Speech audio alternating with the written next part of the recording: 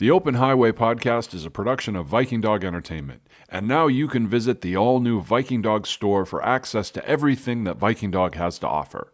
Movies, books, and apparel, including motivational lines, open highway merchandise, and exclusive wolf designs that raise money for wolf rescue organizations. So visit thevikingdogstore.com today.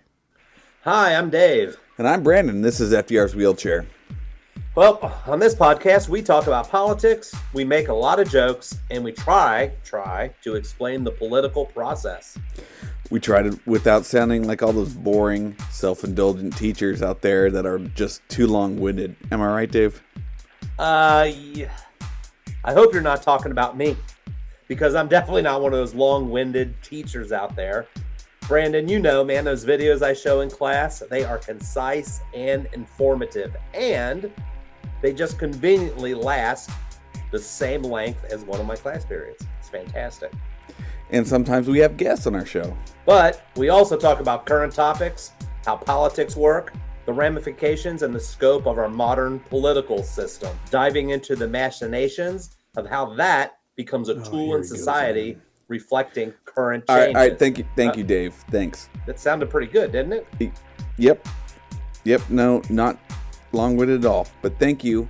Just can be quick, we do politics, jokes, and cultural issues. Join us weekly as we dive into topics that you, our listener, can help decide. We hope you join us each week to learn, hear our opinion, and find out what's going on in the world. Join us wherever you get your podcasts. Can I touch the buttons, Brandon? Dave, you know this. You will never touch the buttons. Listen to FDR's Wheelchair weekly.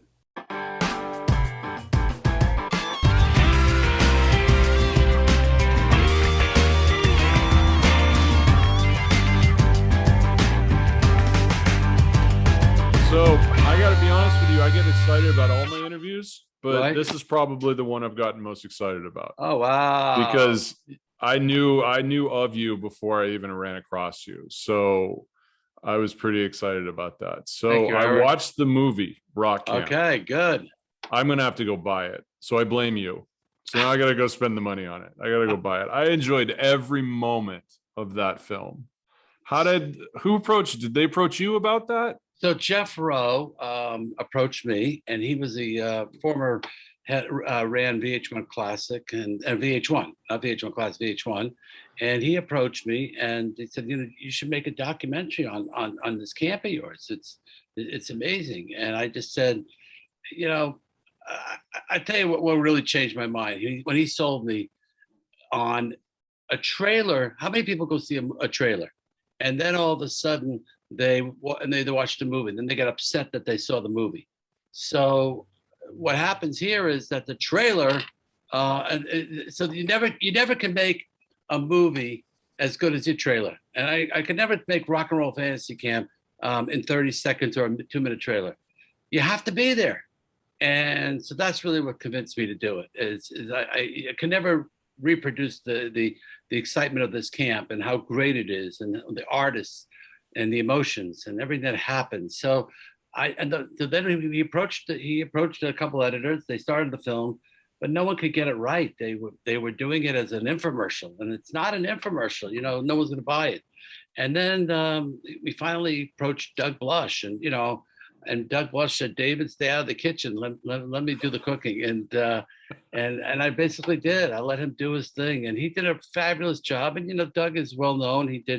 He was my first guy I always wanted. He did 20 Feet from Stardom. He edited that, which was amazing. Won an Oscar. He did the other one about the drug testing, Iroquois or Leviticus.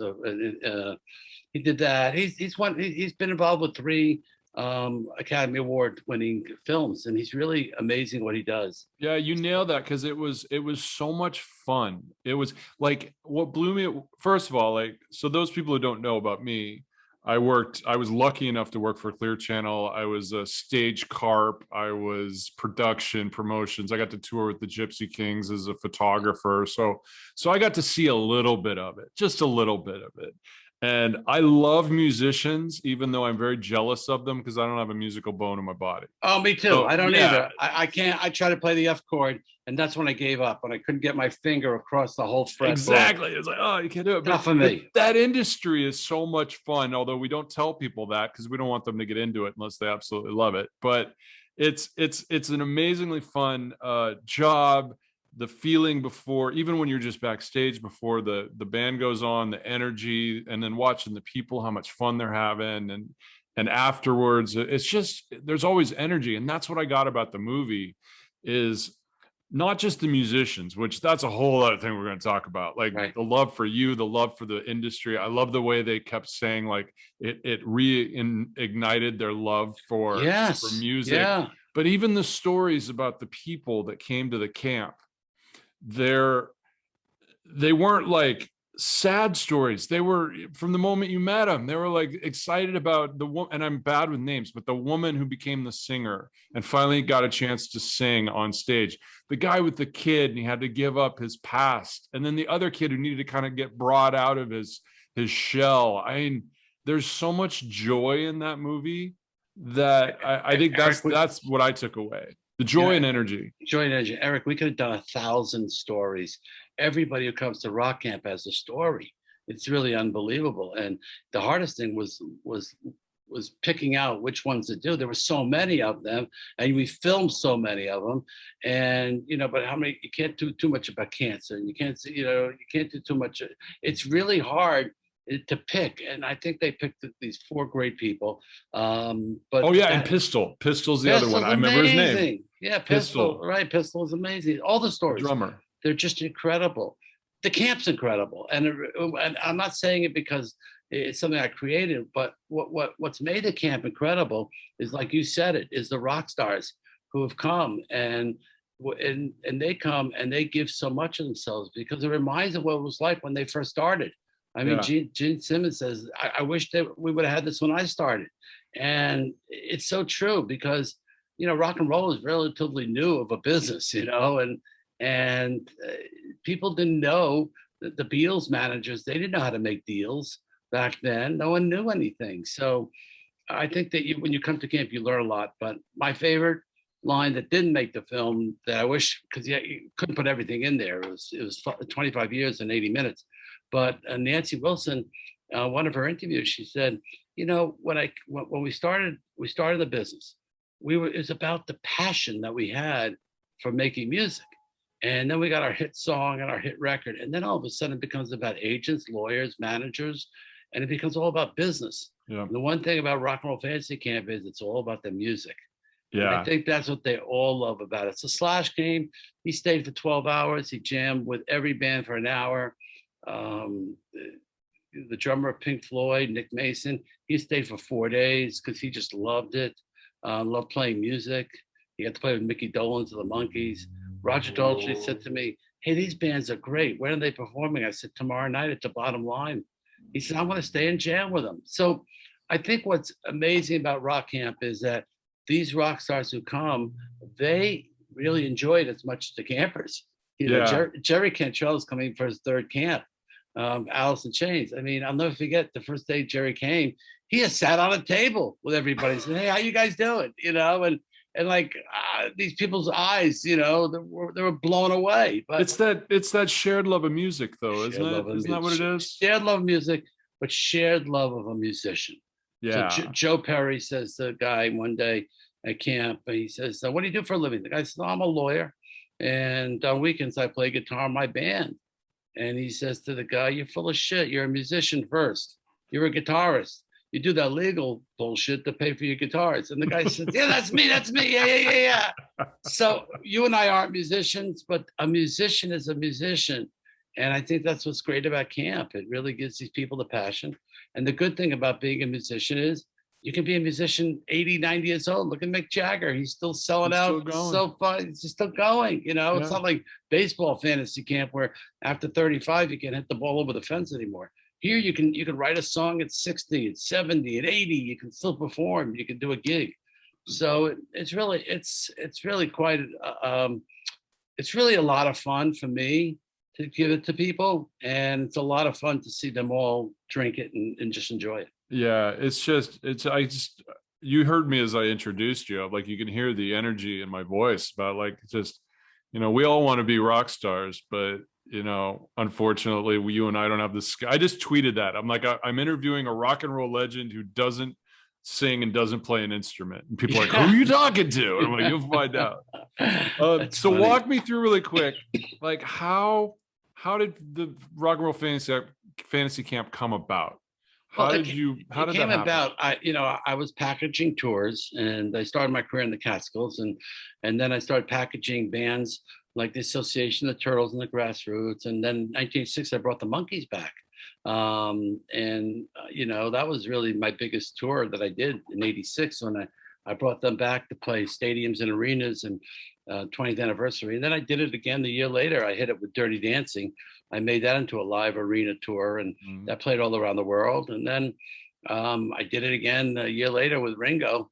I came up with the idea to take Ringo and the All-Star Band on tour, and he's still doing it 30 years later. Yeah. So I was in the packaging business, the packaging tours, and so I love the music, and I love seeing these people just enjoy. I only gave them hit songs at my shows.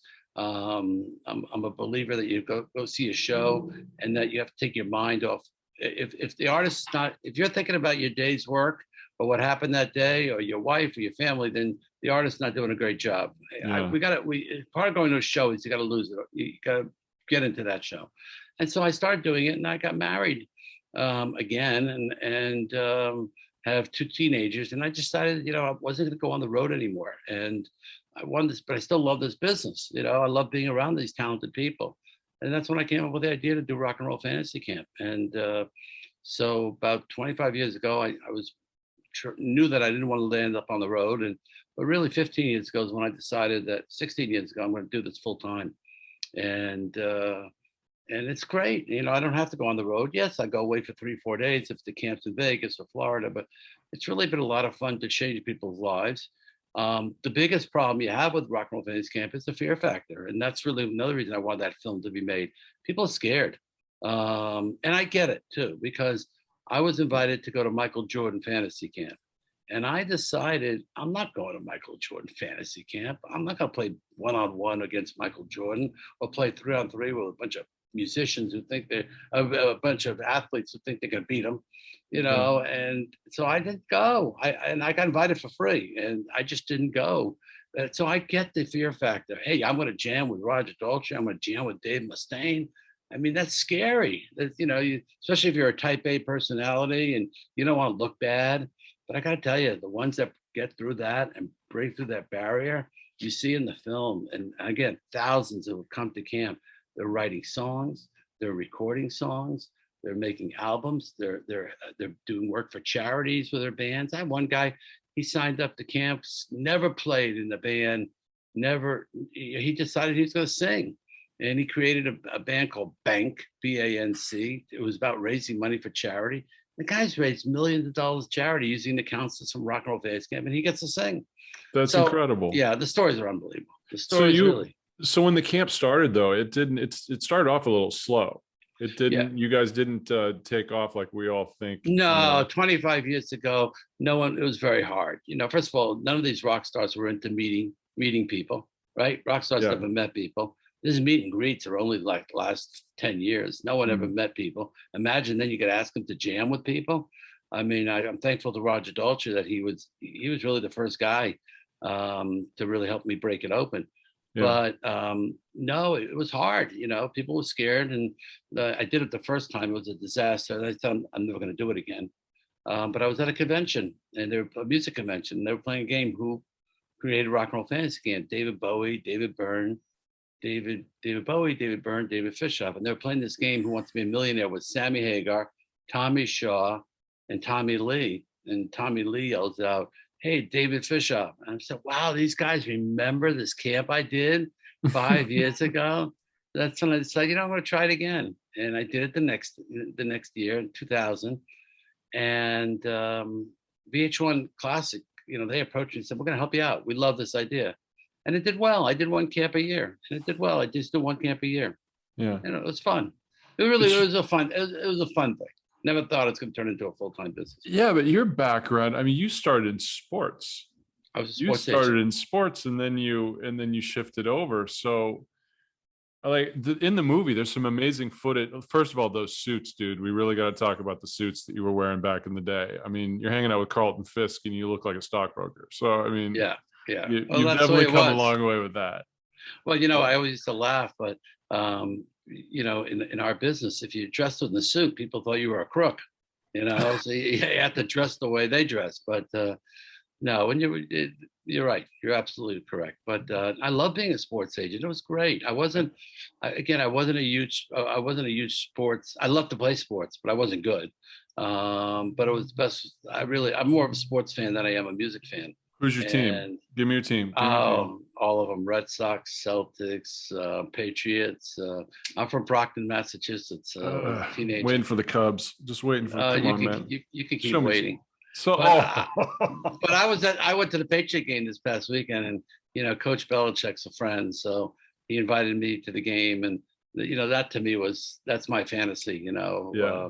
And the owner of the Boston Celtics came to rock camp with Bruce because he's a drummer, and no, I still love to go to sports now. So the changeover then, there's a moment in the movie, it's the famous stabbing incident Yes. that I'd heard about, and I was shocked that they had it on film. I didn't realize that somebody had actually filmed it. Jim Keltner was filming it. And yeah. So do you want to Joe Walsh? Yeah, well, what happened was I put the Ringo Starr and the All-Star Band tour together, and the rule was that only the artists would travel with the band and Ringo, and no managers, no agents. It was just the band, and all these guys are used to traveling with an entourage. And Ringo said, "I'd really like to just keep it the band and David, you, and then his wife would come." And basically we're on the plane and we traveled everywhere together. And, these guys are all 10 years older than me. And I was square, I was the square guy and they knew it, square for them. So I guess one day I have to proceed it by telling you that no one ever thought that Ringo and the All-Star Band was going to be a success. First of all, they all said to me, "It's never going to work, David." Every time I come up with an idea, they all say it's not going to work. Why is it going to work? Okay, you can do Live Aid, you can do a one-night concert with all the heads of the best of all these bands, but to do a tour with all these same musicians who are leaders of their own bands, it's not going to work. And so everyone scared me, and I mortgaged my house in Manhattan, and because I was really excited about this tour, and so what happened was I had to come up with some payments. So I took a mortgage on a house that I'd never had a mortgage on. And all of a sudden I'm sitting having dinner because Ringo said he wanted to play Radio City. So the president of Radio City is sitting with me, and Nils Lofgren walks by the table and says, "David, I'm out of here." I said, "Oh no." Everyone said it's going to be true. After 4 shows, this thing is going to blow up. And then Clarence Clemens, the late Clarence Clemens, walks out. He says, "Fishof, I'm out of here too." And I said, whoa, what's going on? He says, "Joe Walsh and Levon Helm are having a fight." And I'm saying to myself, okay, go find Ringo. And I'm looking for Ringo. Let him break them up. They're all his friends. He's a Beatle. They're going to listen to him, not going to listen to me. And the security guard says, "You better go in there. It's getting bad." I walk in there, and there's Joe Walsh with a knife and blood, and Levon Helm with a glass bottle and blood. And I'm screaming at the top of my lungs that you guys are a bunch of babies, and they pushed me and I pushed them. And you see in the film they played a goof on me, and they thought it was funny. At the time, I almost got a heart attack because I saw my house go down the river, and but it was an incredible experience for me to be around these musicians. I mean, I can't tell you how much I learned, how much I grew up. It was the first time I went on tour. I never used to go on my tours. I'd go out to Chicago, I'd go to LA, I'd go to Dallas, and then I'd go home. I never went on the road with Dirty Dancing or the Monkees. And, this one, I had to go on the road. The late Bill Graham said a great line to me one day. He said to me, "David," I said, "Bill, what do you do for a living?" He had a couple of drinks in him. He says, "I'm the Rolling Stones tour manager." I said, "You're the Rolling Stones tour manager?" I said, "You're Bill Graham, my idol." He said, I gotta go on the road with the Rolling Stones. Who else gonna tell Mick to get the fuck on the bus, you know? And I said to myself, okay, so I better go on the road here. I'm with the Beatle. And so I ended up going on the road. And you're on the road with these people, and it's quite intense, the first year was very intense with me, scary. But it's trial by fire. I yeah. only got to go out a little bit, but I know a lot of people have been on tour, and it's tough life, but it's you're Tough bound life, together like brothers. It's unbelievable. Yeah, you're bound together, brothers. You're in these small cities. You only have each other, and the travel. The artists say it best. They'll perform for free. They get paid to travel. The travel is brutal. You run from a show to get on a van, get on a plane, get back on a van. People get on tour buses. You can't sleep on those buses. You can't sleep at 4 o'clock in the morning. Nope. Your body's is just going on adrenaline, for the whole time, and you don't really get your rest until you come home, and you land up staying in bed for a week till you can finally get back to normal. Yeah, but it's exciting. It is, and we'll come back to rock camp, but there's one thing I have to ask you about, because I've always been a big Monkees fan, going all the way back, and I actually went to college with Mickey Dolenz' girlfriend. Which back one? in the day, Brooke. Okay, Brooke. Yeah, this was in the '90s, so I'll let you do the math. Okay, hold on. He was dating a younger woman at the time. It wasn't. Is that the one who passed away? No, I don't think so. I don't think so. Okay, Brooke. But I was always a fan. But you were instrumental, and I think I might even be underplaying it when I say that, in the comeback in the '80s. I brought him back. Yeah, and nobody saw that coming. Nobody thought it would work. And not only did you resurrected their career. There was a spin-off show. There was the New Monkees. They were a hit. They had the tours. People didn't think you could pull that off. No, there's no way. No, what happened? That was hard. What happened really was that I was doing these shows with the Turtles and the Association, the Grassroots, and Gary Puckett, Union Gap, and I started packaging these tours called the Happy Together Tour in '84. And then putting, again, no one in the industry was doing it. I put 4 bands together on the road. I tell them you could only do hit songs. Don't give me any new songs. Give me the best half hour of the songs, of your favorite songs, and then get off the stage and let another band go on. And I try to, again, I believe that people coming to a show do not have the patience to hear a new song. So I can't stand seeing Bob Dylan. He sits there and plays these obscure songs. And Paul Stanley said it best at camp one day. He said, a guy asked him, "Are you going to do these obscure songs on that obscure song on the third album?" And he said, "No." He said, "That's why it's obscure. People don't want to hear it."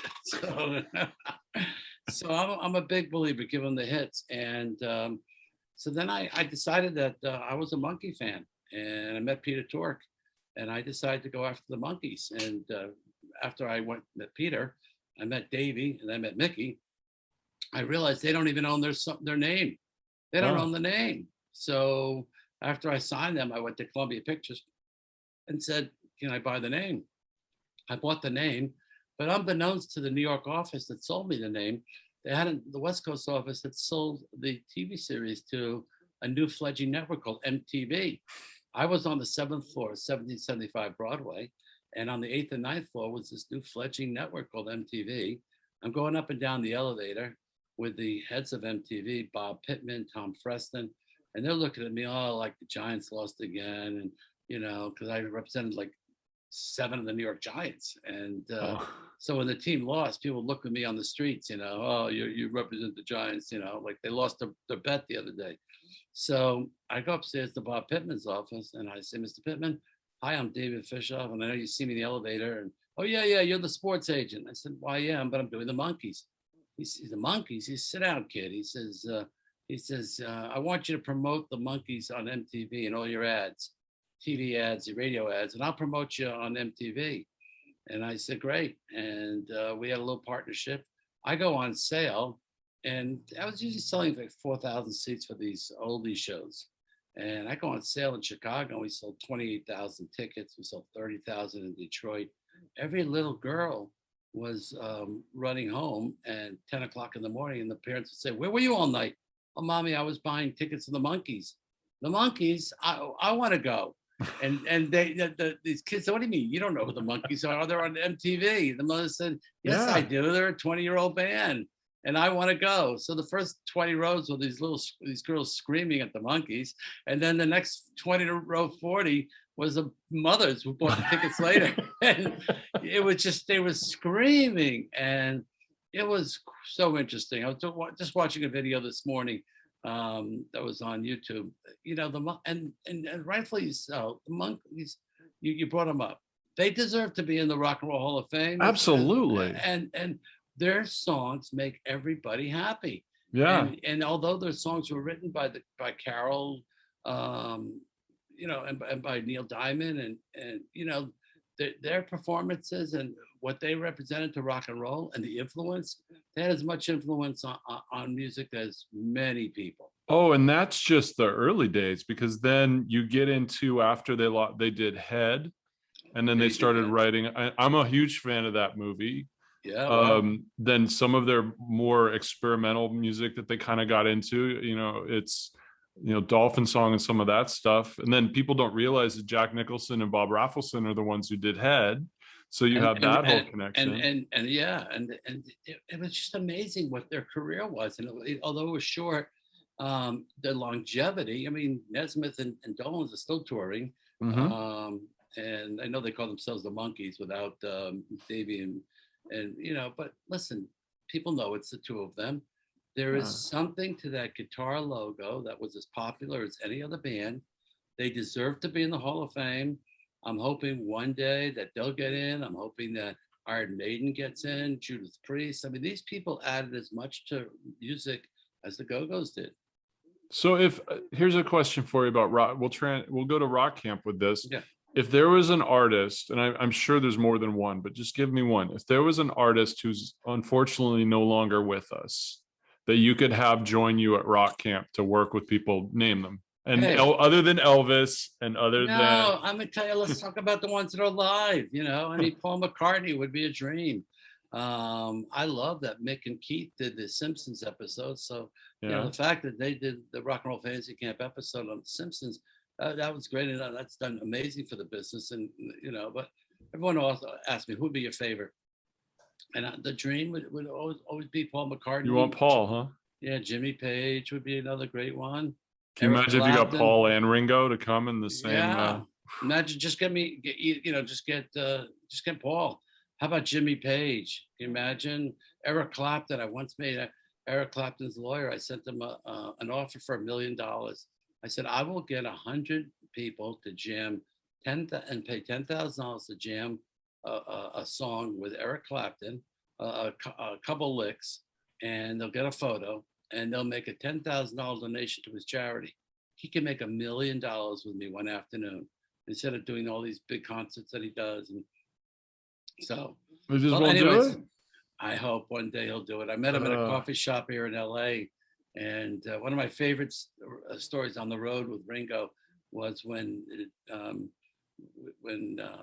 Eric Clapton, not Eric Clapton, but Jack Bruce was on tour with us, and Ginger Baker was a fireman in Denver, Colorado, and he showed up to, you know, perform the last song on stage. And Ringo got up and said, "Ladies and gentlemen, we have 2% cream," and he introduced the two. So it was great. But no, I'm a huge Cream fan too. So COVID obviously kind of stopped the camp, but yes. you went virtual with it, right? You kind of, not with the camp, but you did a separate project, right? I came up with an idea. Yeah, we did 160 master classes over Zoom with Britt Lightning, our musical director. Britt's the lead guitar player in Vixen, but she, when she's not doing Vixen, she works at Rock and Roll Fantasy Camp as a musical director. And she led these classes with me, and it was amazing. Every night we got off the phone talking to Alice Cooper, and we talked to Styx, and we talked to all these major musicians, music managers, musicians, producers, and we really learned a lot from them. And it was incredible because these interviews, they were supposed to be an hour, and we let people ask questions.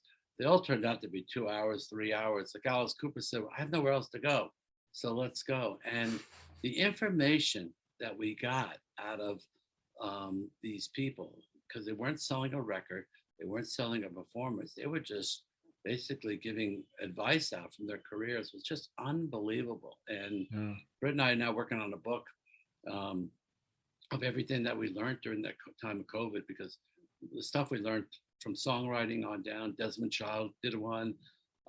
It was really incredible. I've always found when I work with musicians, I've always been very impressed. And musicians are people, everybody's different, but Right. I've worked with a lot of musicians and I've worked with a lot of actors. And I've always found that musicians seem to make a deeper connection with people. If you make that connection, it seems deeper. So for example, like Melissa Etheridge, you've worked with. Yes. And one thing I always loved about her when I used to be the one of the crew chiefs at the Wiltern. Okay. So whenever she came in, she remembered everybody's names. And she literally walked on stage and it was, hey, Eddie, hey, Eric, hey, John, you know, and she remembered us every time she came through. Joe Satriani was always the same way. And there's just something different about musicians. Yes. There's just something special about them and the way they interact with people. Yeah, well, first of all, I think you said it best, was the connection between a musician and audience, a live person versus an actor. You know, an actor has to look great to a camera. So I think that these artists are very passionate about their people, passionate about their fans. An actor really doesn't get that feeling because they're really never in front of an audience. And, you know, even when they shoot the episode on the Friday night for the comedy, you don't really get that interaction with the artist as you get with a musician does. So yeah, and there's nothing like even the country artists, they have even more of a connection. I mean, you know, like Kenny Chesney, I took my daughter once to see Oprah Winfrey, and she wanted to see the Oprah Winfrey show. And I'll never forget, she says that was a country show. She had Kenny Chesney on, she had Hootie from Hootie and the Blowfish, and she had a couple of country artists. And she said to Keith Urban, she said, Keith, what's your favorite show that you attended? She said, my first show I attended was Aerosmith, and I would have done anything to see Steven Tyler, you know, because then she says, well, what do you mean? She says, well, I see my fans every day at 5 o'clock. They come out to my bus. I hug them, I kiss them, I let them on my bus. I love them. Rock stars were never seen, you know, and but you know, the country artists, they even have a closer relationship with their fans. Oh, absolutely. So what's next for is Rock Camp going? Rock and Roll Fantasy Camp going live? So yeah. What's up? So what's up? Number one, the movie. The movie's going worldwide now, and I hope everybody gets a chance to see it. It's all over. It's on Apple.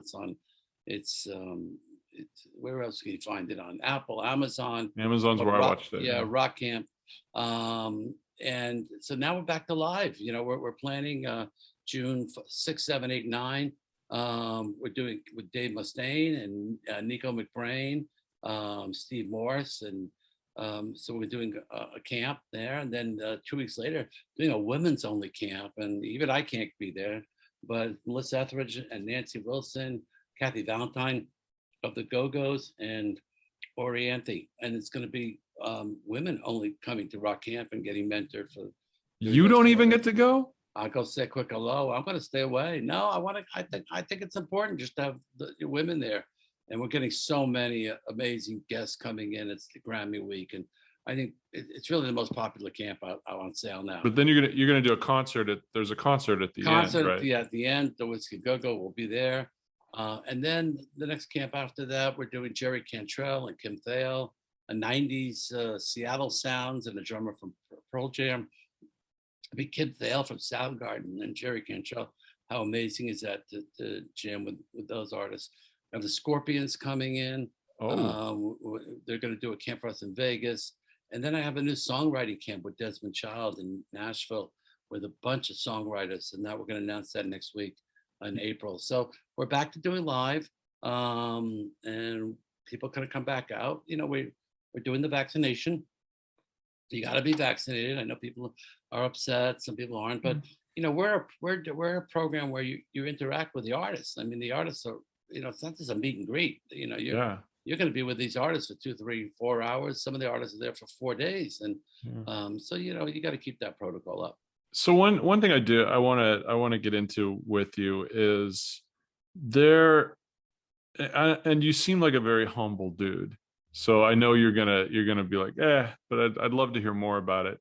There is a genuine love in that movie for you. These people really, really care about you. And some of the great, he's taken the yarmulke to a whole new level. Is one of my favorite ones. Rock and Roll Santa Claus, I believe, was another one. Right. But I know there's always the little bit of like, let's hail to the chief. But man, they really love you. Well, why? What is it? How does that make you feel? That this genuine affection of everybody involved. Let's just start with that. Well, I don't pay attention to that. Here's what it is. My dad was a rabbi. My brother's a rabbi. My son-in-law is a rabbi. And I grew up watching all these people helping other people. And, I guess my father, how many people came to my dad with issues about life, and my father was there to help them. I see my son-in-law, he's here in Los Angeles. Rabbi Einhorn is so popular. People come to him. My brother is in Florida. So I didn't want to be a rabbi. But I love the giving back. I've always wanted to help other people. And that's really why I love the camp so much. When I was touring, I was making these people a lot of money. These rockers made a lot of money. I made athletes a lot of money. But, it wasn't fulfilling me. And I think the camp fulfills me more because every day I get an email. Someone says, you changed my life. So I'm happy they acknowledge me and everything like that. I don't live off that. I live off the me giving, because I've always learned that it's better to give than to receive. So when you give and you change someone's life, you're giving someone life. I have a daughter, Alana Mulstein, who's she works for a company called Beachbody. She's a nutritionist. Every day she posts how she lost over 110 pounds in her lifetime. She came up with a program called To Be Mindset, water first, veggies most. But every day she's posting a picture of a woman who lost 40 pounds, 50 pounds, a guy who's lost 70 pounds. Every day she's doing something amazing for people's lives. And she's very humble too. I told her, I said, you always got to remember the same people going up and the same people coming down. So it never bothered me. I think the thing is, you'd look to be the best you can be. These are life lessons. There might be a book in there for you. A lot of life lessons, absolutely. I've written 2 books, and one is called Rock Your Business. Everything I learned from the music business, from these rock stars. And I learned a lot from rock stars because unlike how many brands are around 50 years that are successful? Not a lot 50 years ago. But you know what? Aerosmith, the Rolling Stones, and Kiss, and the Who. These bands are still selling out arenas and still selling tickets and still have a big following. So you can learn a lot from these rock stars. They're very, very smart. Can you tell me one of the people in the movie? I want to say his name, but I don't remember. So I'd rather you remind me. He's the bass, the heavy metal guy who has the brain damaged son. Oh, Scott Keller. Scott Keller. His He story. His story is amazing, from McKinsey. Now, I'll tell you a little side story. He helped save my company. This is because, again, this is a very hard business. Unlike, in the touring world, if you have a band and they can sell 2,000 seats, and then now they can go to 4,000 seats, and they go to 8,000, then they go to 10 and 15. So you can always just increase the fence at Coachella and just make it bigger and have more people. Unlike Rock and Roll Fantasy Camp, I can only have one bass player in a band, and I can only do it about 12 to 13 bands at a camp. So it's or else the rock stars can't, it's too much for them to, they spend hours with these big bands. Mm-hmm. So what happens is that it's a hard business, and I was having issues with it. And so I was running 2 camps. I was running the camp that I was giving everybody this greatest experience in the world. And then there's me who couldn't wake up in the morning for many years because I was losing money. I wanted to do this. I loved it. I had passion for these artists, passion for these people that are getting a life-changing experience, but I was losing money. And I got a letter one day from Scott Keller, who had just been at the camp with Judith Priest, and he signs it. It was the greatest experience of his life. Him and his son came, and I wrote him back, and I said, "Can I just ask you? Can I take you to lunch? I saw you work for a McKinsey company, and they're the #1 consulting company in the country. I had a nephew of mine went to work for them. He graduated from Harvard, Yale, Princeton, law degree, master's degree, and he went right away to work for McKinsey. So I knew who they were. And he says to me, "What's the issues?" And I explained to him, and he says to me, "Hold on, I'll call you right back." 2 hours later, he calls back and says, "I'm taking you to dinner, and I'm going to take you together with 6 of my smartest people. And you tell us the issues, and we're going to help you out."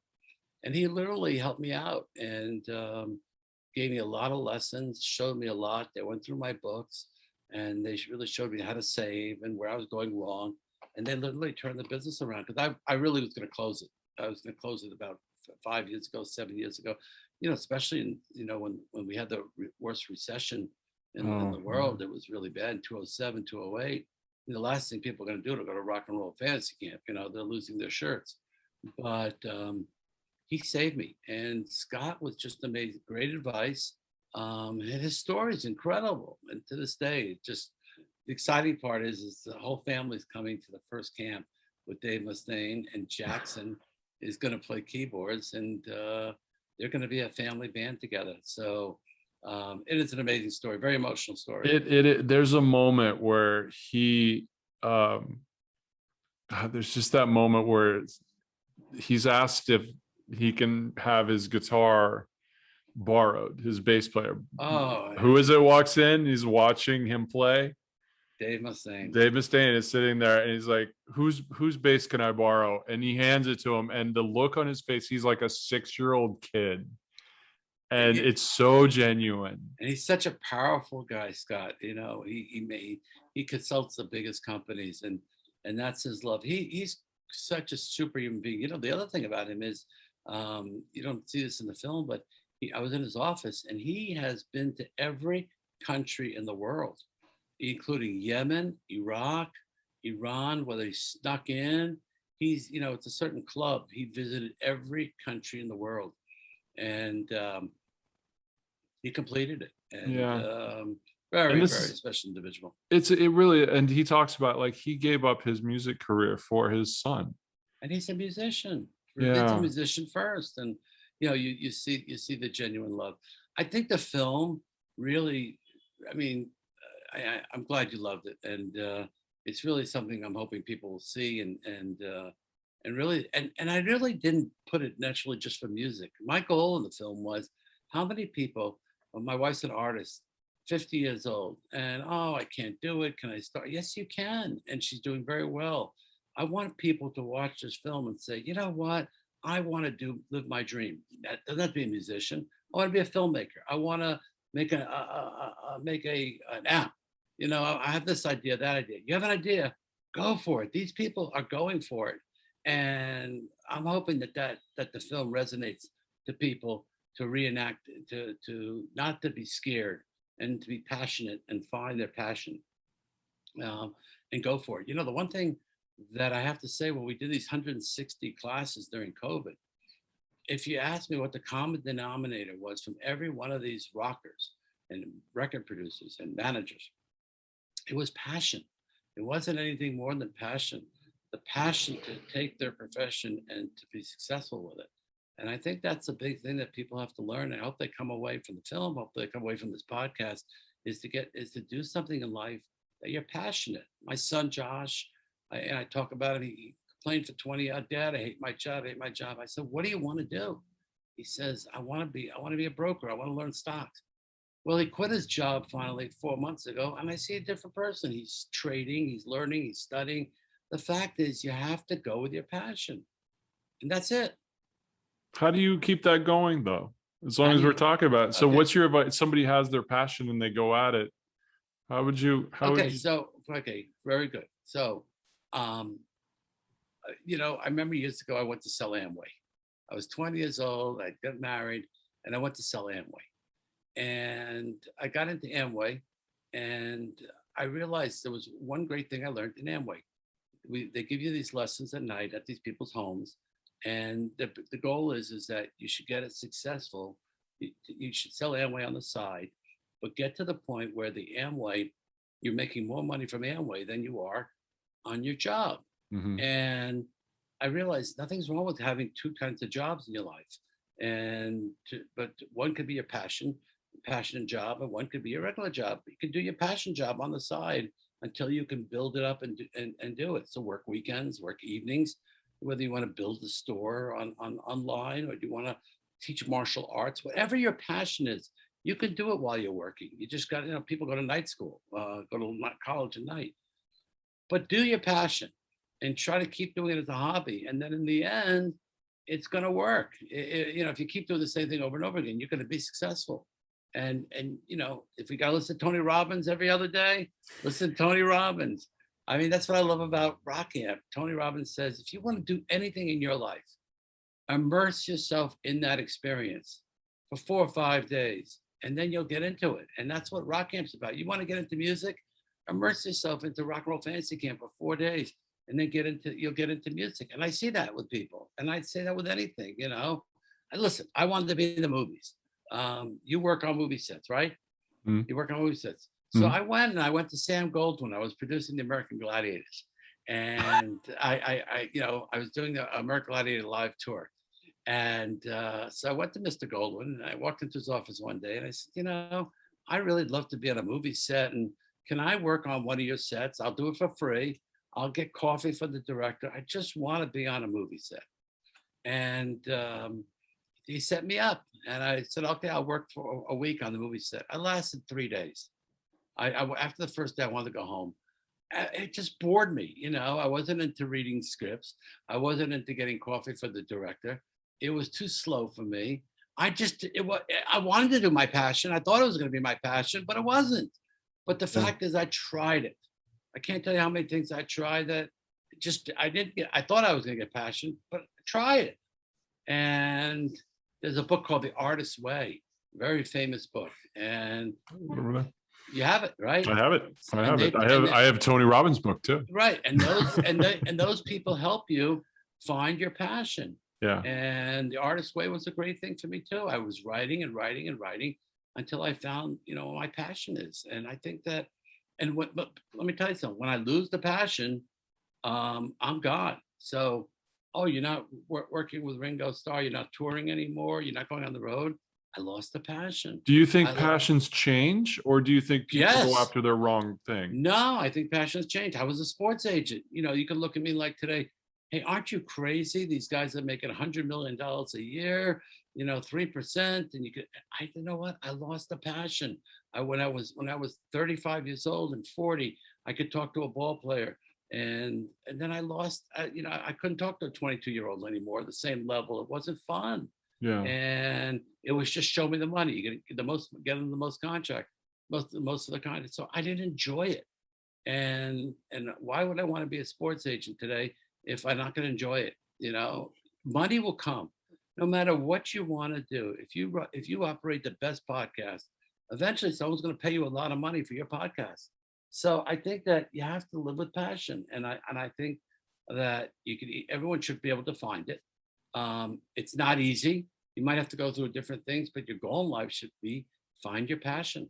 But part of your passion is also helping other people. Totally. And that's important in not just you, but anybody. So important. You think I enjoyed touring? I was so you make these rock stars so they make 5 more million, 10 more million. It wasn't passionate enough for me to do it. Yes. What I loved was there was a time where I loved watching the shows, and I could see the audience go nuts over Ringo and the All-Star Band tour that I created, or Dirty Dancing, to see these people, things that I created and I enjoyed. I loved the audiences going nuts. That was my drive. But then after a while, that didn't do it for me anymore. So yes, your passions can change, but you have to live life with passion. You really do. Yeah. We evolve as people. We evolve not just intellectually, but emotionally, because it's what gets us going. Right. Yeah. Right. And I think on my daughter, She's so passionate about people losing weight. My son-in-law, the rabbi, is passionate about writing books and dealing with kids and changing lives.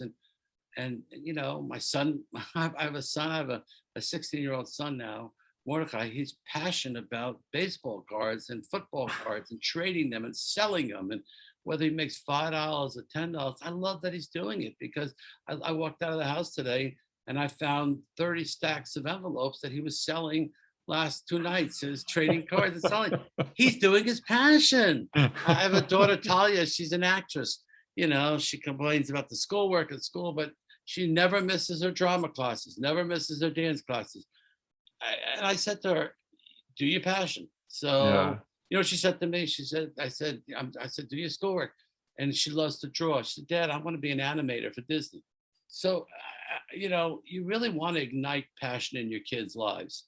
And they'll get it if you're passionate. They're gonna, if they see you're a passionate person, then they're gonna get passionate. And I saw my wife. She's around me. She's around my daughters. She's around my son-in-laws. She was an artist. You know what? 5 years ago. Now she's doing great. And so she sees the passion. And when you're around passionate people, that's another thing. Hang around people that are passionate, because again, Tony Robbins says, make sure your friends are successful. You know, you want to be around people that are more successful than you. Dick Clark, he taught me that years ago. He says, I said to Dick Clark, who was really my idol, I said, what's your success? And he said, David, I surround myself with people that are smarter than me, and they elevate me. What's the say? It's there's a saying. It's you're defined by the 5 people that you surround yourself with, or something like that. It definitely is true. Yeah, You know? I mean, you know, my wife said to me one day, "Oh, you only have friendly with successful people." I do that for a purpose, because I want to learn from them. And you know, I learned from Phil Simms. He was my best friend for 15 years, and he taught me passion and practice. And he was, you know, he lifted weights. And when he was a player, I just saw that, you know, he'd have to go on that field on a Sunday. He had to be prepared. Luck is when preparation meets opportunity. And, you know, I learned a lot from representing the ball players and the artists, the rock stars too. I mean, you know, they put so much into their, people think, oh, I could show up to camp and I can play a lick and I'm as good as these people. You know, you're not as good as these people. They play 5 hours a day. They're moving their fingers 5 hours a day. And, you know, you're sitting in an office. It's just muscle memory at that point. They have so much to teach. I mean, do you believe in the mentor system then, in a real finding somebody to learn from, whether it's music or sports agency or anything? Absolutely. You know, it definitely with people that were older that helped me. The late Tom Ilias, the head of William Morris, he was like a father figure to me. He taught me, yes, and mentorship is really important. It's difficult to find sometimes. Yes, it is, and it's not. You know, I mean, you know, there's so many of these programs for retired employed and retired people that they take on people to, you know, there's a lot of programs out there where you can find mentorship. You can write to people. You know, in I wrote a book, Putting on the Line, when I was 25, a negotiating book, and I'll never forget that one of the lines I put in there. You know, you can get to whoever you want in this world. Oh, that was another thing. I'll tell you, when I was doing these classes, these Zoom classes. So, you know, people always want to know, how do you get a song to Celine Dion? How do you get a song to this artist? You know, how do I reach people? And I'll never forget Supermensch, Shep Gordon, the manager.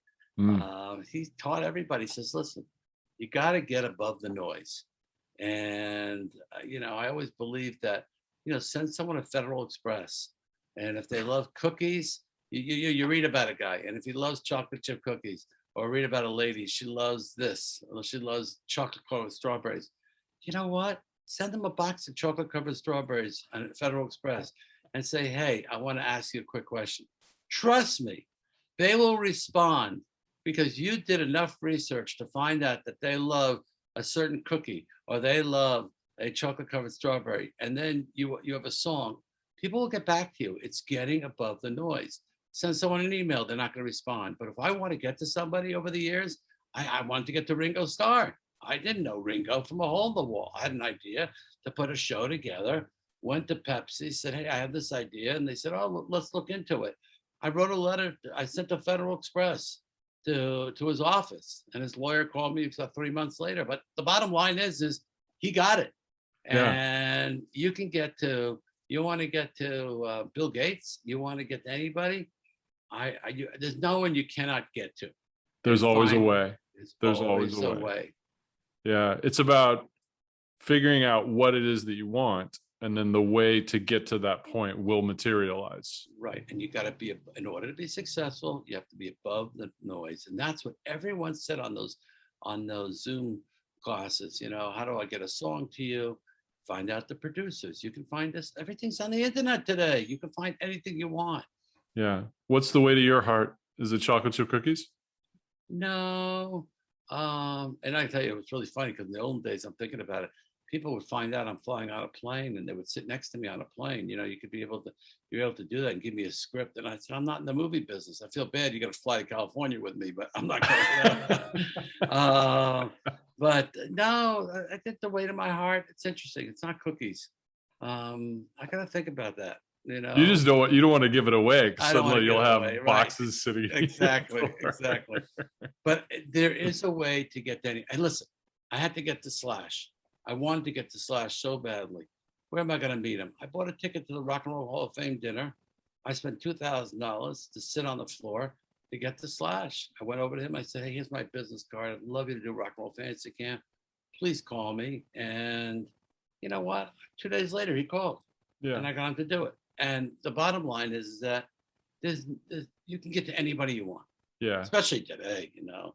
Yeah. Today, if you want to get to every artist, there's a company called Polestar, and they have a service. There's so many services that you can even buy that you can reach whoever you want to and find out who manage the talent.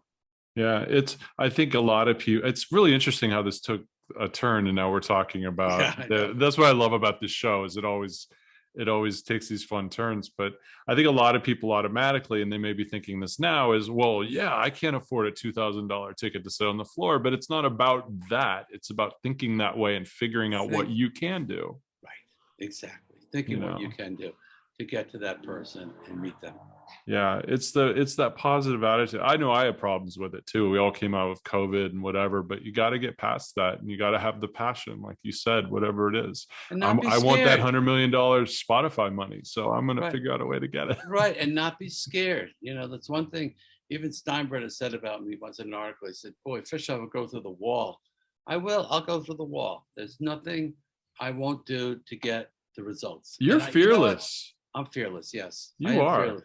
Well, my dad survived the Holocaust, so that's it's in the blood, you know. So I don't believe there's nothing you can't do, you know. And I got a bunch of things now where I'm trying to climb some walls, and you know, and again, I'm not going to go public with them, but I'm hoping that I'm going to get to that point, and I'm going to get to that point, and I always believe, and I'm up at night. I think about these things all the time, and you know, and it's okay. But then I said to myself, you'll get there. And, you know, and one of my best lines I love to use is that in a week, the problems you have today, in a week from now, there won't be problems. Yeah. So, but you got to be honest, though. They haven't all been successes, but you figured out how to capitalize, right? Right. Well, no, listen, I try to take all the negative and make it positive. I've had some bomb shows. You know, I did a show called Mortal Kombat and lost my tush on that. You know, I did it as an arena show. That was really hard. Yeah, I mean, I've had some. You know, you in life, you don't get all. Okay, this is the line that someone really taught me. This Tom Ilias years ago. He taught me a line. He was going to the president of Harrah's, and he was selling him shows, and he said to the guy. He says, I want you to buy the show. And he says, if you knew every show was a winner, you'd be living on the beaches in Rio de Janeiro. You got to buy winners and losers. At least buy the losers from a guy like me, a nice guy.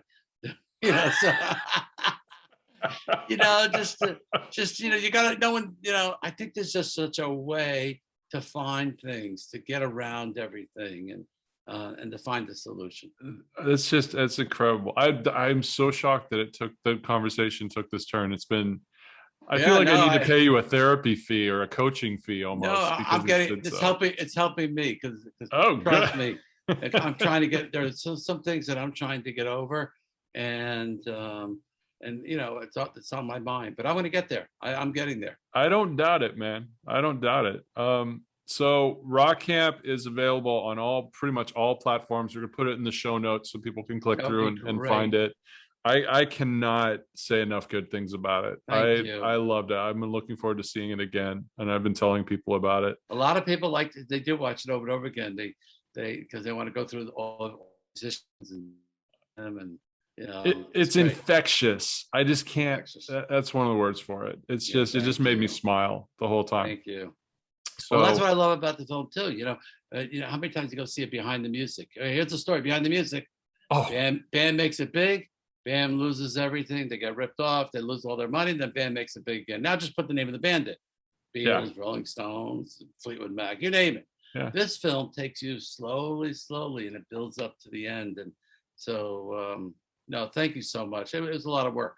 You deserve everything that comes with it, and I hope it continues to do well. Thank you. I had a blast talking to you. I really mean that, and I really feel, on a personal level, I really enjoyed talking to you. I feel inspired. I feel like I need to go out and work on my passions now. I really need to go for your passion. keep going. I need to figure out what to send you that gets me above the noise if I want to interview some of your people, or if I want a job at Rock Camp. That's what I got to figure out. Absolutely. Because it's not chocolate chip cookies. I got to do my research. It's not cookies. Definitely not. Not food.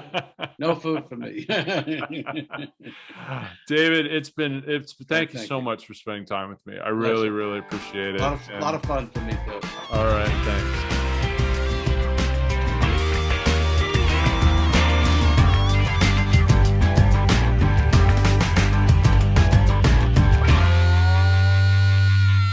What's up, everybody? It's Mick Manhattan, creator of thescenesnobs.com and one of the hosts of the Scene Snobs podcast. We are a show that specializes in the absurd. We talk about the craziest of topics that revolve around the things that we love, like movies, television, pop culture, geek-oriented. It's so much fun. Whenever you join us, our first goal is to entertain. So always stop by, join in the conversation in the comments as we do our live show, or listen to us anytime after. But you are always going to have a great time. The Madman, my co-host, joins in. Perfect voiceovers, everything else in between. We have guests, celebrity interviews, the whole 9 yards. You will always have a good time at the Scene Snobs, so head over to thescenesnobs.com and start listening now. Take care. Hey everybody, hope you enjoyed the show. Help us spread the word by subscribing and leaving a review. If you want to support us even more, you can find a link to our Patreon account in the show notes. And if you're one of our diehard fans, head on over to thevikingdogstore.com, where you can find official Open Highway merchandise to show your support to the entire world. But most of all, thanks for listening.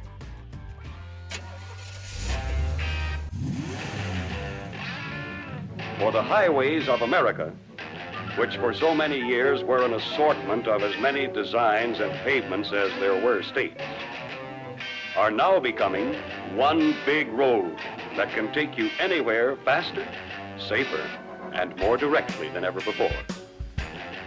What is this big road? Where is it going? How much has been built? How much is yet to come? These are questions we ask. Certainly traveling the entire system would be a memorable experience, but few of us have the time for such a trip.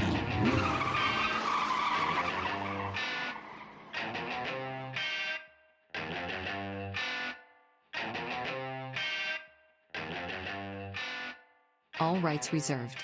Viking Dog 2021.